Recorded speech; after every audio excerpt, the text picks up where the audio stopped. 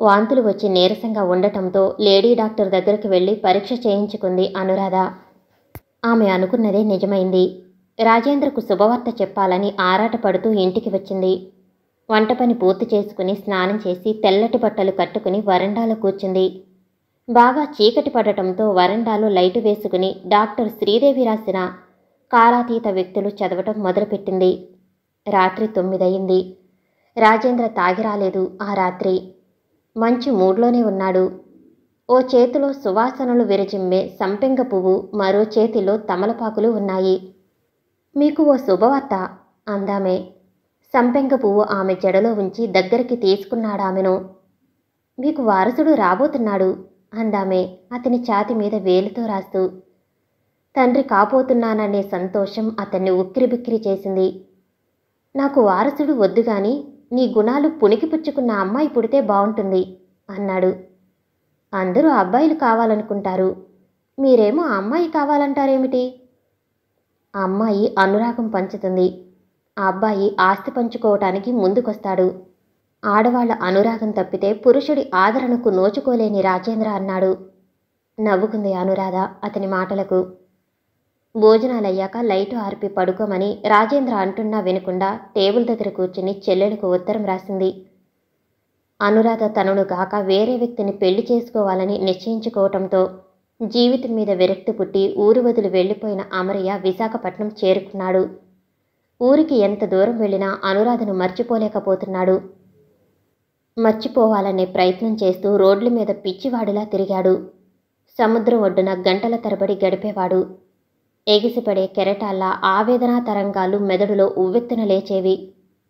తల్లిని ఒంటరిగా వదిలేసి వచ్చానని అనిపించినప్పుడల్లా తిరిగి వెళ్ళిపోవాలని అనుకునేవాడు. రైల్వే స్టేషన్కు రాగానే అనురాధ మెదిలేది మెదడు పొరల్లో. రైలు ఎక్కకుండానే ప్లాట్ఫారం మీద పచార్లు చేసేవాడు. జేబులోని డబ్బంతా అయిపోయింది. చేతివేళ్ల ఉంగరాలు గడియారం అమ్మి కొన్నాళ్ళు రోజులు దొర్లించాడు. అప్పుడే వాసుతో పరిచయం ఏర్పడింది. వాసు రోడ్ల మీద పళ్ళు, బొమ్మలు, గృహోపకరణాలు అమ్ముకునే హాకర్లకు అప్పులిస్తూ ఉండేవాడు. ఉదయం 100-200 అప్పు ఇచ్చి సాయంత్రానికి వడ్డీతో సహా వసూలు చేస్తూ ఉండేవాడు.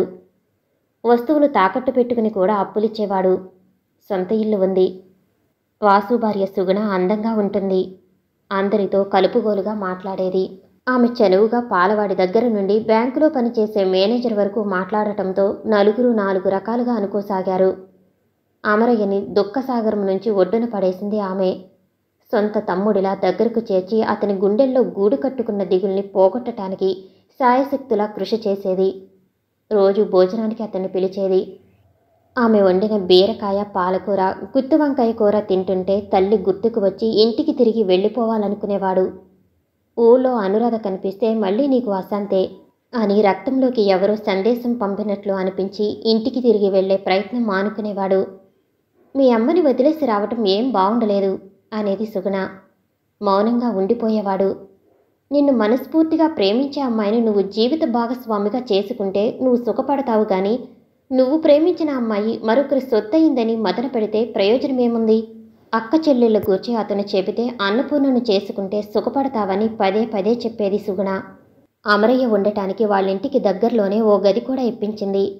అతని సంగతి పట్టించుకోకుండా ఉంటే ఎండుటాకులా గాలికి కొట్టుకుపోతాడనుకుంది. కాలమే అతని మనసుకి అయిన గాయాలను మాన్పుతుందని ఆమె నమ్మకం. వాసు ఉత్త అనుమాన మనిషి. భార్యను అందరితో కలిపిడిగా ఉండమని పైకి చెబుతాడు కానీ ఆమె నవ్వుతూ పరాయి మగాడితో మాట్లాడితే కొతకొతలాడిపోయేవాడు. మాట్లాడొద్దని చెప్పలేడు. మాట్లాడితే సహించలేడు. అమరయ్యని ఇంటికి తీసుకొచ్చి ఇంట్లో మనిషిగా చూసుకో, ఏదో ప్రేమ వ్యవహారం బెడిసి కొట్టడంతో మతి చెడగొట్టుకుని ఊళ్ళు పట్టుకు తిరుగుతున్నాడు, నువ్వతన్ని దారిలో పెట్టాలి అని మొదట చెప్పింది అతనే. అమరయ్యతో భార్య సన్నిహితంగా ఉండటం మాత్రం జీర్ణం చేసుకోలేకపోతున్నాడు. ఓ రోజు ఉదయం ఎవరో తలుపులు బాదటంతో ఆవులిస్తూ తలుపులు తీశాడు అమరయ్య. ఎదురుగా ఉన్న పోలీసులను చూసి ఆశ్చర్యపోయాడు. వరండాలో ఉన్న సుగుణ శవాన్ని చూడగానే ఆ ఆశ్చర్యం భయంగా మారిపోయింది. క్షణాల్లో ఒళ్లంతా చెమటలు పట్టాయి. సుగుణను ఎవరు చంపారు? తన గది ముందున్న వరండాలో శవం ఎందుకు ఉంది? తను కట్టుకునే పంచె శవానికి చుట్టారెవరు? అవే ప్రశ్నలు ఇన్స్పెక్టరు అమరయ్యని అడిగాడు. అతనిచ్చిన జవాబులు ఇన్స్పెక్టరుకు సంతృప్తిని కలిగించలేదు. అమరయ్యని అరెస్టు చేసి పోలీస్ స్టేషన్కి తీసుకువెళ్లారు. అతనికి సుగుణకి అక్రమ సంబంధం ఏర్పడింది. సుగుణ ఒంటి మీద నగలు 10,000 పట్టుకురమ్మని అతను సుగుణను ఒత్తిడి చేశాడు. ఆమె అతని గదికి వస్తూ అతను అడిగినవి తీసుకురాకపోయేసరికి కోపం వచ్చి చంపేసి ఏమీ ఎరగనట్లు గదిలో పడుకున్నాడు. అది అమరయ్య మీద అభియోగం. లాకప్లో ఏడ్చి మొత్తుకున్నాడు అమరయ్య. తనకేం తెలియదని, ఆమె తనను తోబుట్టువలా చూసుకునేదని, చనిపోయిన ముందు రోజు కూడా ఇంటికి తిరిగి వెళ్ళిపోయి పెళ్లి చేసుకుని సుఖంగా ఉండమని కోరిందని, అటువంటి దేవతకు అపకారం చేస్తే తనకు పుట్టగతులు ఉండవని మొత్తుకున్నాడు. ఎందుకనో అతను చెప్పేదానిలో నిజం ఉందని అనిపించింది ఇన్స్పెక్టర్కు. కేసును మరో కొత్త కోణం నుంచి పరిశీలించడం ప్రారంభించాడు. వాసు మీద అనుమానం వచ్చింది. కానీ అతను నేరస్తుడని రుజువు చేయటానికి ఒక్క ఆధారం కూడా దొరకలేదు. నెల రోజులు గడిచిపోయాయి. వాసు ఇంటికి మళ్లీ వెళ్ళాడు. గదులన్నీ గాలించాడు. ఏ ఆధారం దొరకలేదు. తిరిగి వెళ్ళిపోదామనుకున్న సమయంలో ఓ గది గోడల మీద అతని దృష్టి పడింది. ఆ గది గోడలకు సున్నం ఈ మధ్య కొట్టినట్లు అనుమానం వచ్చింది. ఆ ఇంట్లో మిగతా గదులకు సున్నం కొట్టలేదు. ఒక్క గదికే నెల రోజుల కిందట ఎందుకు కొట్టించారు? మిగతా గదులకు ఎందుకు కొట్టించలేదు? ఫోరెన్సిక్ నిపుణులను పిలిపించి సున్నం వేయించిన గోడలను పరీక్ష చేయమన్నాడు ఇన్స్పెక్టరు. గోడలో ఓ చోట బెజిడెన్ టెస్ట్ ద్వారా సున్నంలో రక్తం మిళితమై ఉందని నిపుణులు కనిపెట్టారు. గదిలో పాత దినపత్రికలున్నాయి. కొన్ని పేపర్లు చింపబడి ఉన్నాయి.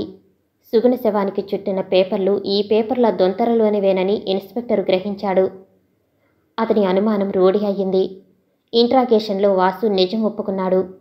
భార్య శీలం మీద అతనికి అనుమానం వేసింది. ఎంతమంది మగాళ్లతో సంబంధం ఉందని భార్యని రెట్టించి అడిగాడు. ఆమె మాట్లాడలేదు. అతనికి పిచ్చి కోపం వచ్చి ఆమె తలను గోడకేసి మోదాడు. రక్తం చింది గోడ మీద పడింది. క్షణాల్లో ఆమె ప్రాణాలు గాల్లో కలిసిపోయాయి. ఆమెను చంపాలని అనుకోలేదు. క్షణికావేశంలో చేసిన పని. నేరం తన మీద పడుతుందనే భయంతో ఆమె శవాన్ని తీసుకువెళ్లి అమరయ్య ఉండే రూము ముందు పడేశాడు. అమరయ్య పంచెలు ఉతకటానికి తీసుకుంది సుగుణ. ఆ పంచెలనే ఆమె శవానికి చుట్టి తీసుకువెళ్లాడు. ఇన్స్పెక్టర్ వదిలేశాక అక్కడ ఉండలేక స్వగ్రామానికి ప్రయాణమయ్యాడు అమరయ్య. వీధి చివర్లో సైకిల్ మీద వస్తున్న పోస్ట్ మ్యాన్ను చూసి రోడ్డు మీదకి వెళ్లి నిలబడింది అన్నపూర్ణ. నెల రోజుల నుంచి అదే పని. రోజూ పోస్ట్ మ్యాన్ని చూసి రోడ్డు మీదకి రావటం, అతను మీకు ఉత్తరాలు రాలేదండి అంటూ ఉండటం, నిరాశగా లోపలికి వెళ్ళటం.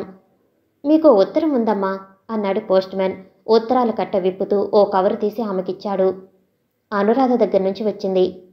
ప్రియమైన చెల్లికి అనురాధ వ్రాయున్నది. నేను క్షేమం. సుబ్బమ్మత్త కులాసయ్యేనని తలుస్తాను. ప్రస్తుతం పనిచేస్తున్న స్కూలు వాతావరణం నచ్చలేదు. మరో స్కూల్లో ఉద్యోగం దొరికింది. జీతం కూడా ఎక్కువే. ఈ 3 ఏళ్లలో ఇప్పటికే 4 స్కూళ్లు మారాను. చేరబోయే స్కూలు ఎలాగున్నా సర్దుకుపోయి సెటిల్ అయిపోతాను. అన్నట్లు ఓ శుభవార్త. నాకిప్పుడు 3వ నెల. 9వ నెల వచ్చేసరికి ఇబ్బందిగా ఉంటుందేమో వంట చేసుకోవటానికి. నువ్వు హైదరాబాద్ వచ్చేయి. మనిద్దరం కలిసి ఆడుకున్న చిన్నప్పటి సంగతులు గుర్తుకు వస్తున్నాయే. సిటీ బస్సుల కోసం గంటల తరబడి నిరీక్షిస్తున్నప్పుడు మన ఊరి సంగతులు గుర్తుకు తెచ్చుకుంటే కాలం ఇట్టే గడిచిపోతుంది. పట్నంలో ఉంటున్న పల్లెటూరు పిల్లగానే నా మనసు ఉండిపోతూ ఉంది. ప్రైవేట్గా ఎంఏ చదువుతున్నాను. ఎంఫిల్ చేయాలనుకుంటున్నాను. కాలేజీలో లెక్చరర్ ఉద్యోగం సంపాదించటానికి ఆ డిగ్రీలు పనికొస్తాయి. మీ బావగారు ఇప్పుడు కుదురుగానే ఉంటున్నారు. ఏదో ప్రైవేటు కంపెనీలో చేస్తున్నారు. నేను హైదరాబాద్ రమ్మని రాయమని మరీ చెప్పారు. ఇక ఉంటాను. ఇట్లు నీ ముద్దుల అక్క అనురాధ. ఉత్తరం చదువుతూ ఆనందంలో మునిగిపోయిన అన్నపూర్ణ బావగూర్చి రాసిన ఆఖరి వాక్యాలు చదవగానే మూతి ముడుచుకుంది. వెంటనే అక్క దగ్గరికెళ్ళి వాలాలన్న ఉత్సాహం చప్పగా చల్లారిపోయింది. మళ్ళీ తనను చూడగానే బావకు వెర్రి ఎక్కుతుందేమో. కామంతో కళ్ళు మూసుకుపోయి ప్రవర్తించే బావగూర్చి అక్కకెలా చెబుతుంది? నిర్మలమైన కొలనులా ఉండే అక్క మనసులో రాళ్లు వేసి కెలికినట్లే తను అతని గూర్చి చెబితే. అక్క ఉత్తరం తీగకు గుచ్చి ఇంట్లో నుంచి బయటకొచ్చింది. పెరిగిన గడ్డం, మాసిన బట్టలతో గేటు దాటి ఇంట్లోకి వస్తున్న వ్యక్తిని చూసి ఎవరు అని అనబోయి ఆగిపోయింది. ఇన్నాళ్ళు కళ్లల్లో ఒత్తులేసుకుని ఎదురుచూసిన వ్యక్తే. పరుగును పోయి అతని చేతిని తన చేతుల్లోకి తీసుకుని మృదువుగా నిమిరింది. నిప్పును తాకినట్లు అనిపించింది. కళ్ళు చింతనిప్పుల్లా ఎర్రగా కనిపించాయి. మృదువైన ఆమె చేతి స్పర్శకు అతనిలో ఎటువంటి స్పందన లేదు. ఇంటికి ఎడం పక్కనున్న పశువుల సావిడి కేసి చూస్తూ ఉండిపోయాడు అమరయ్య. ఆమెకు ఏదో అనుమానం వచ్చి అతని నుదురు తాకి చూసింది. ఒళ్ళంతా జ్వరంతో కాలిపోతూ ఉంది. నిలబడలేక తూలిపోతున్నాడతను. అన్నపూర్ణ అతని చేతిని తన భుజం మీద వేసుకుని మెల్లగా నడిపించుకుంటూ ఇంట్లోకి తీసుకువెళ్ళింది. హాల్లో నవారు మంచం వాల్చి దుప్పటి తెచ్చి పరిచింది. అతన్ని పడుకోబెట్టి ఊళ్ళో ఉన్న ఆయుర్వేద డాక్టర్ దగ్గరకు పరుగులాంటి నడకతో వెళ్ళింది. అమరయ్య జ్వరం సంగతి చెబితే ఆయనేదో చిన్న చిన్న ఉండలాంటి నల్లటి మాత్రలు ఇవ్వబోయాడు. ఆ మాత్రలు తీసుకోకుండా ఆయన ఇంటికి లాక్కెళ్లినంత పనిచేసింది. అమరయ్యని పరీక్ష చేసి చెక్కపెట్టెలోని మందుల పొట్లాలు ఇచ్చాడు. మందులు ఎలా వేసుకోవాలో ఎప్పుడు వేసుకోవాలో చెప్పి వెళ్ళిపోయాడు డాక్టరు. గుడికి వెళ్ళి వచ్చిన సుబ్బమ్మ హాల్లో మంచం మీద ముసుగుతన్ని పడుకుంది. ఎవరూ అర్థం కాలేదు. వంటింట్లోకి వెళ్ళి పాలు కాగబెడుతున్న అన్నపూర్ణని అడిగింది మంచం మీద పడుకున్నది ఎవరని. మీ అబ్బాయే నవ్వు ముఖంతో అంది అన్నపూర్ణ. సుబ్బమ్మ ఆనందం పట్టలేక అన్నపూర్ణని దగ్గరికి లాక్కుని నుదురి మీద పదే పదే ముద్దులు పెట్టింది. ఎంత శుభవార్త చెప్పావే, నీ నోట్లో వీసుడు పంచదార పొయ్యాలి అంటూ గుడి దగ్గర నుంచి తెచ్చిన అరటికాయ తోలు తీసి మొత్తం కాయంతా ఒక్కసారిగా అన్నపూర్ణ నోట్లో కుక్కింది. సుబ్బమ్మ కొడుకు దగ్గరికి వెళ్ళి మొహం మీద దుప్పటి తీసి తలనిమిరింది ఆప్యాయంగా. బలవంతంగా కళ్ళు తెరిచి తల్లివైపు చూసి మగతగా కళ్ళు మూసుకున్నాడతను. మీ అబ్బాయికి జ్వరం తగిలిందత్తయ్యా, డాక్టర్ గారు వచ్చి చూసి వెళ్లారు. పర్వాలేదు, 2-3 రోజుల్లో లేచి తిరుగుతాడని డాక్టర్ గారు చెప్పారు అంది అన్నపూర్ణ. నా బిడ్డ నాకు దక్కాడమ్మా, దేవుడిని నమ్ముకున్నాను. నాకు అన్యాయం చేయుడు తల్లి. మనల్ని పరీక్ష చేయటానికి అప్పుడప్పుడు ఇబ్బందుల్లోకి నెడుతూ ఉంటాడు. ఆయన్నే నమ్ముకున్నామని మన మీద నమ్మకం కుదిరితే మనల్ని ఒడ్డుకేస్తుంటాడు. తనకు తెలిసిన వేదాంతం చెప్పింది సుబ్బమ్మ. పక్షులు గూళ్లకు చేరుకుంటున్నాయి. గుడ్డాళ్ళు పశువుల్ని పొలాల నుండి ఇళ్లకు తోలుకెళ్తున్నారు. దుమ్ము రేపుకుంటూ పోతున్నాయి పశువులు. అమరయ్యకి జ్వరం తగ్గింది. ముఖంలో కళవచ్చింది. పొలాల్లో తిరగాలని ఉన్నా ఇంకా నీరసం తగ్గకపోవటంతో ఇంటి పట్టునే ఉన్నాడు. హాల్లో మంచం మీద పడుకుని ఏం తోచక ఇంటి దోలాలకేసి చూస్తూ ఉండిపోయాడు. ఆరు బయట మంచం వేశాను, వెళ్ళి పడుకోండి, బయట చల్లగా ఉంది అంది అన్నపూర్ణ అతని మంచం పక్కన నిలబడి. ఇంట్లో నుంచి బయటకొచ్చాడు. అన్నపూర్ణ అన్నట్లుగానే ఆరు బయట చల్లగా హాయిగా ఉన్నట్లు అనిపించింది. శరీరంలోని నీరసం మాయమైనట్లు అనిపించింది. మంచం మీద పడుకోవాలనిపించలేదు. ఇంటి ముందున్న తులసి కోట చుట్టూ తిరిగాడు. గేటు దాటి బయట రోడ్డు మీదకి వెళ్ళి ఆడుకుంటున్న పిల్లల దగ్గర నిలబడ్డాడు. వాళ్లతో కలిసి చెడుగుడు ఆడాలన్నంత ఉత్సాహం వచ్చింది. మళ్ళీ గేటు దాటి ఇంట్లోకి వస్తుంటే సన్నజాజి పందిరి మీద దృష్టి పడింది. పచ్చటి ఆకుల మధ్య తెల్లటి మొగ్గలు కనువిందు చేస్తూ కనిపించాయి. అన్నపూర్ణ, సన్నజాజి పూలు కోసుకోలేదే? చెట్టు నిండా మొగ్గలు అలాగే ఉన్నాయి. వరండాలో కూర్చుని తన వైపే తదేకంగా చూస్తున్న అన్నపూర్ణని అడిగాడు. సన్నజాజులంటే ఇష్టమా? నేను పెట్టుకోవటం ఇష్టమా? దగ్గరకొచ్చి కళ్ళల్లో కళ్ళు పెట్టి చూస్తూ అడిగింది అన్నపూర్ణ. సంధి వెలుగుల్లో సన్నజాజి మొగ్గలాగే కనిపించిందామె. ఆ అమ్మాయిలో ఏం మార్పు లేదు. అదే ఆరాధనాభావం తనంటే. తన కోసం ఎన్ని యుగాలైనా నిరీక్షిస్తూ ఉండటానికి సిద్ధంగా ఉన్న తామర పువ్వు లాంటి కళ్ళు, తేనె రంగులో మిసమిసలాడుతున్న శరీరం, ముద్దబంతి పువ్వులా చూడముచ్చటగా కనిపించే అన్నపూర్ణని ఇన్నాళ్ళు తనెందుకు నిర్లక్ష్యం చేశాడు? వారం రోజుల పాటు ఒళ్ళు తెలియని జ్వరంతో తను మంచానికి అతుక్కుపోయి ఉంటే ఎన్ని సపర్యలు చేసింది. కళ్లల్లో ఒత్తులేసుకుని రాత్రిళ్ళు తన మంచం పక్కనే కూర్చుని తనకు మందులు నీళ్లు అందించింది. తడిగుడ్డతో ఒళ్లంతా తుడిచేది, పక్క మార్చేది. ఉదయం పూట తన మొహం కడిగి పాలు తాగించేది. కాళ్ళు లాగుతున్నాయంటే నిద్రపోకుండా కాళ్ళు పిసుకుతూ కూర్చునేది. తనంటే ప్రాణాలిచ్చే అన్నపూర్ణని ఎలా వదులుకోగలడు? పెళ్లి చేసుకుని హాయిగా భర్తతో కాపురం చేస్తున్న అనురాధను తలుచుకోవటం అవివేకం. తన జీవితం అన్నపూర్ణతోనే ముడిపడి ఉంది. అమరయ్య మొహంలో కదలాడుతున్న భావాల్ని చదివేసింది అన్నపూర్ణ. స్టీలు గిన్నె తెచ్చుకుని చకచక సన్నజాజి పూలు కోసుకుని మాలగుచ్చింది. ఆ సన్నజాజి మాల చేత్తో పుచ్చుకుని అతని దగ్గర కూర్చుంది. ఆమె మనసులోని భావం గ్రహించాడు. ఆమె చేతుల్లోని మాల తీసుకుని జడలో తురిమాడు. గేదెపాలు పిండుకుని పాలచెంబుతో ఇంట్లోకి వస్తున్న సుబ్బమ్మ కళ్ళల్లో ఆ దృశ్యం పడింది. పాలచెంబు వరండా అరుగు మీద పెట్టి అన్నపూర్ణ దగ్గరకొచ్చి బుగ్గలు నిమిరింది. మొత్తం మీద గడుసుదానివే పిల్ల, మా అబ్బాయిని బుట్టలో వేసుకున్నావు అందామే. అన్నపూర్ణ నవ్వింది. ఆమె తల్లోని సన్నజాజులు కూడా ముసిముసి నవ్వులు నవ్వినట్లనిపించింది అతనికి. వాళ్ళిద్దరినీ చూస్తూ నేల మీద చతికిలబడింది సుబ్బమ్మ. అదేమిటత్తా నేల మీద కూర్చున్నావు అంటూ తను మంచం మీద నుంచి లేచి సుబ్బమ్మ పక్కన కూర్చుంది అన్నపూర్ణ. అన్నపూర్ణ తలని తన ఒడిలో ఉంచుకుని, ఆ 3 ముళ్ళు పడ్డాక నీ కడుపున ఓ కాయ కాసేదాకా ఉంటానే తల్లి. ఆ తర్వాత దేవుడు ఎప్పుడు తీసుకెళ్ళినా నాకే దిగులు లేదు అంది సుబ్బమ్మ. నువ్వు అట్టాగే అంటావు. ముదిమానవుడిని ఎత్తుకుని 7 గడపలు దాటేదాకా బతుకుతావు. అప్పటిదాకా బతకాలని ఆశ కూడా పెంచుకుంటావు అన్నాడు అమరయ్య నవ్వుతూ. రేపు సప్తమి, మంచి రోజురా. శాస్త్రులు గారికి కబురు చేస్తాను. పెళ్లి ముహూర్తం ఓ నెల రోజుల తర్వాత ఉంటే బావుంటుంది. పెళ్లి పనులు తెమలాలిగా. పెళ్లి ప్రస్తావన రావటంతో సిగ్గిపడి అక్కడి నుంచి లేచి అరుగుమీద పాలచెంబు తీసుకుని ఇంట్లోకి వెళ్ళింది అన్నపూర్ణ. ఆ రాత్రి అమరయ్యకు పడుకోబోయే ముందు ఓ గ్లాసు పాలు తాగాలనిపించింది. పాలు తీసుకురమ్మని అన్నపూర్ణకి ప్రత్యేకంగా చెప్పాడు. తల్లికి చెబితే ఎక్కడ ఆమె గ్లాసుతో పాలు తీసుకొస్తుందోనని. పాల గ్లాసుతో అన్నపూర్ణ వచ్చేటప్పటికి నిద్రపోతున్నట్లు నటిస్తూ పడుకున్నాడు. లైటు వెలుగులో అతని పేదాల మీద లాస్యం చేస్తున్న నవ్వుని గమనించిందామే. గ్లాసు టేబుల్ మీద పెట్టి, మెలకు వచ్చినప్పుడు పాలు తాగండి అనేసి వెళ్ళబోయింది. అన్నపూర్ణ దగ్గర తన పప్పులేం ఉడకవని తెలుసుకుని, ఇచ్చి వెళ్ళు అనేశాడు వెంటనే. పాల గ్లాసుతో దగ్గరకొచ్చింది, చేతి గాజులు గలగలమనిపిస్తూ. గాజుల మలారంలోని అన్ని గాజులు నువ్వే వేయించుకున్నావా? పాల గ్లాసు మంచం కింద పెట్టి ఆమెను ఒడిలో చేర్చుకుని చేతిగాజులు సవరిస్తూ అన్నాడు. మీకోసమే అందామె మురిపంగా. తల్లో సన్నజాజులున్నాయి. పాల గ్లాసు పట్టుకొచ్చావు. ఈ రాత్రే మొదటి రాత్రి అనుకుందామా? అబ్బా, ఆశ అప్పడం దోశ. మూతి వంకర్లు తిప్పుతూ అందామే. ఆమెను మీదకి లాక్కుని దొండపండు వంటి ఆమె పెదాలను ముద్దు పెట్టుకున్నాడు. రేపు గెడ్డం గీయించుకోండి, చూడలేకపోతున్నాను అంది అతని చెంపలు నిమురుతూ. అమరయ్య తలూపాడు, ఆమెకు మరింత దగ్గరగా జరగాలని ప్రయత్నిస్తూ.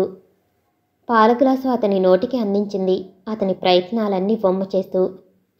నాతో పాటు మీరు రావచ్చుగా అంది అనురాధ. అన్నపూర్ణ పెళ్లికి ఇంకా నెల రోజుల టైం ఉందిగా. ఇప్పటి నుంచే అక్కడ తిష్ట వేయటం ఎందుకు? నెల రోజులు పల్లెటూళ్ళలో ఉండాలంటే నాకు తోచదు. పెళ్లి నాటికి అక్కడికి వచ్చేస్తానులే అన్నాడు రాజేంద్ర. ఆ ఊరు వెళ్ళటానికి మోహన్ చెల్లకే ఆ మాట అన్నాడు. మంచి ముహూర్తం దొరక 4 నెలలు ఆగారు. లేకపోతే ఈ పాటికి ఎప్పుడో పెళ్లి కూడా అయిపోయేది. అది నాకు కలిసి వచ్చినట్లయింది. పెళ్లికి ఓసారి, డెలివరీకి మరోసారి వెళ్లకుండా ఒక్క ట్రిప్పుతోనే 2 పనులు పూర్తవుతాయి అందామే. అయితే 5-6 నెలలు మీ ఊళ్ళోనే ఉండిపోతావన్నమాట. ఇక్కడ నాకెలా తోస్తుంది దిగులుగా అన్నాడు. సంవత్సరం పాటు నన్ను వదిలి మీరు వెళ్ళిపోతే ఒంటరిగా ప్రతిక్షణం యుగంలా గడుపుతూ మీకోసం ఎదురు చూస్తూ నేను ఉండలేదు.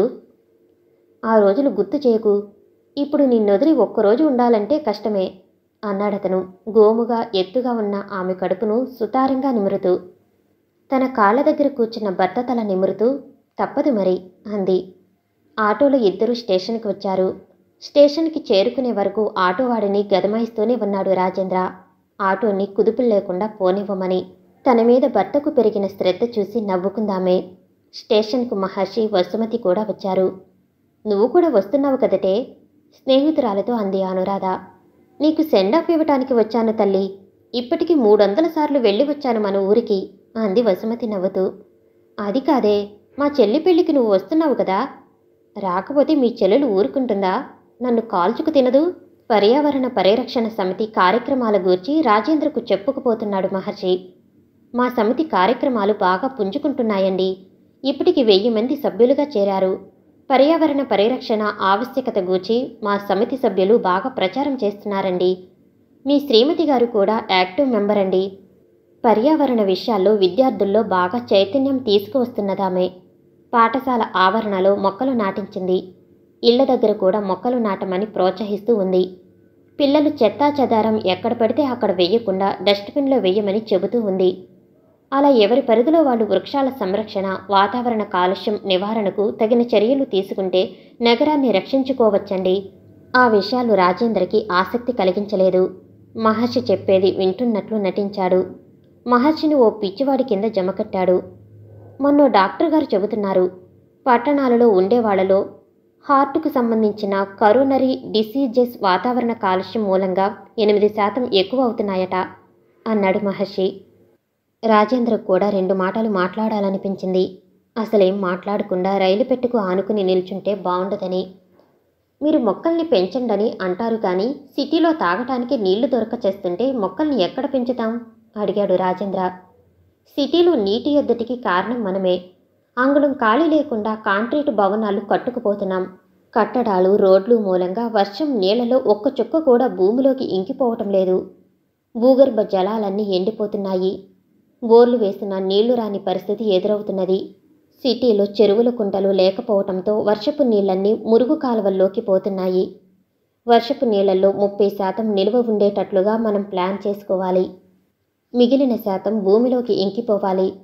సిటీ జనాభాని కొన్ని పరిశ్రమల్ని కర్నూలుకో, నాగార్జున సాగర్ ప్రాంతాలకో తరలించాలి.